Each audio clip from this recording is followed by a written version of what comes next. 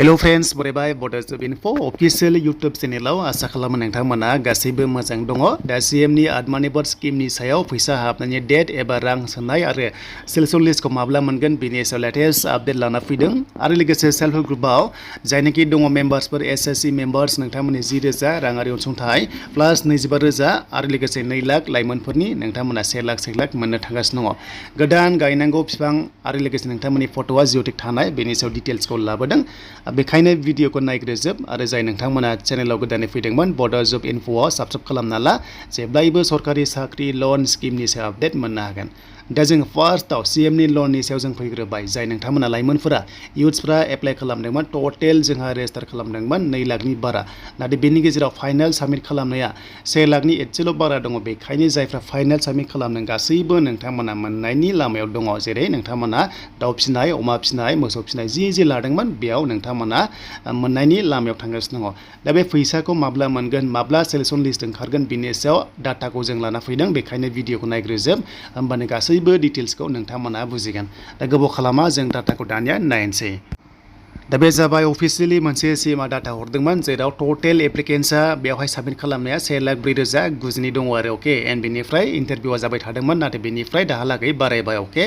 स' बेनिफ्राय सेक्टर वाइसआव लादोंमोन जेरैहाय पल्ट्रि लादोंमोन डेयरी लादोंमोन बा गटारि लादोंमोन बा फिकारि लादोंमोन एन्ड माखासे इन्डास्ट्रि लेभेलाव लादोंमन प्लास फिसारिसफोर लादोंमोन आरो। दा बेयाव लानायफोरखौहाय सेलेक्शन खालामसिगोन आरो बे सेलेक्शन खालामनायनि डेटआ जाहैबाय जों नायगोन माने मोनसे डेटआव सेलेक्टेड लिस्ट मोनसे ओंखारगोन आरो जायफ्रा फाइनाल लिस्ट ओंखारगोन नोंथांमोनासो माने बे रांखौ मोनगोन।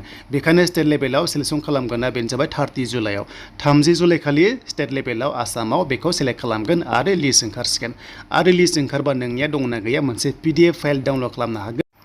बेनिफ्राय सेलेक्ट जाबा ट्रेनिं दङ 20 आगस्ट बेबायदि लिरदों आरो लोगोसे ट्रेनिंखौ फोजोबगोन 31 अक्ट'बरसिम होनना बुंदों आरो लोगोसे नभेम्बराव रां सोगोन होनना बुंदोंमोन। नाथाय सीएमनि बुंनाय बादिब्ला जेब्लानोखि सीएमआ मोनसे निउसआ बुंदोंमोन जे नोंथांमोननि जायनोखि सेलेक्ट जाबायना फैसाखौ ओरैबायदि होगोन होनना बुंदों सेप्तेम्बराव गुवाहाटि खानापारायाव मोनसे मिटिं लानानै बेयावनो चेक बुक रानगोन होनना बुंदों आरो बे चेक राननाया ओरैबायदि जागोन फार्स्ट फेज सेकेन्ड फेज थागोन होनना बुंदों। फार्स्ट फेजआव एबा सेथि खोलोबावहाय गासै 30,000 इयुथ्सनो रांखौहाय होगोन होनना बुंदों। बेखायनो लेटेस्ट आपडेटखौ थाबैनो जेब्ला होयो नोंथांमोना मोनगोन। नाथाय 30 जुलाइसिम नोंथांमोना नेथ'नांसिगोन। नैबे 30,000 इयुथ्सफोरनोहाय होगोन होनना बुंदों नालाय फार्स्ट फेजआव बेनिफ्राय लासैनो होलांबाय थागोन होननानै बिथांमोना बुंदों। माने खनसेनो होजोबनो हाया नालाय लाखखौहाय बेखायनो 30,000खौ होग्रोनानै माखासे थानायखौ समजों लोगोसे होलांबाय थागोन एबा थाबैनो होगोन होननानै बिथाङा बुंदोंमोन आरो। दा लेटेस्ट आपडेटखौ सीएमआ मा बुङो नेथ'दो बेनिफ्राय 30 जुलाइआव जेब्ला लिस्ट ओंखारो नोंथांमोना चेनेलाव फिन खनसेबाव मोननो हागोन। स' दानिया फैबाय बिफां फुलि गायनाय फिन खनसेबाव देग्लाय जागायबावबाय बेनो जाबाय 3 कौटि एबा 3 क्र'र गायनो होबावबाय आसाम स्टेटआ 1 निफ्राय 15 आगस्टनि गेजेराव नोंथांमोना बेखौ गायनांगौ।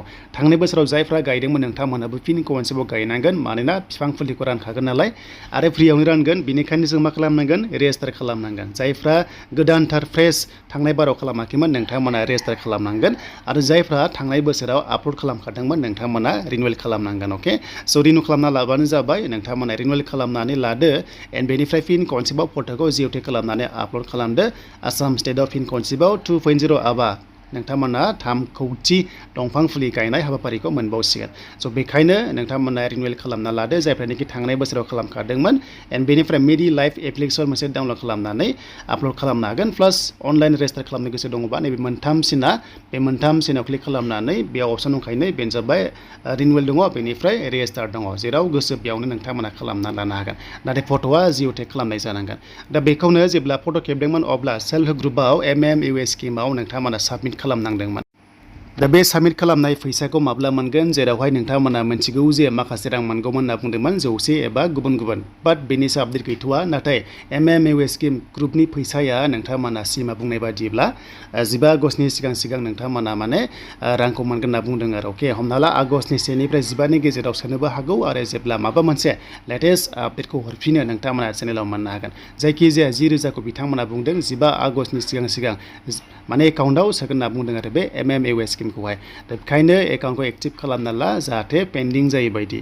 दा बेनो नोंथांमोननि थाखाय लेटेस्ट आपडेट आसा खालामनो हायो बिथांमोना आगस्ट दानावनो बिथांमोना रांखौहाय सोगोन बायदि कन्डिसन।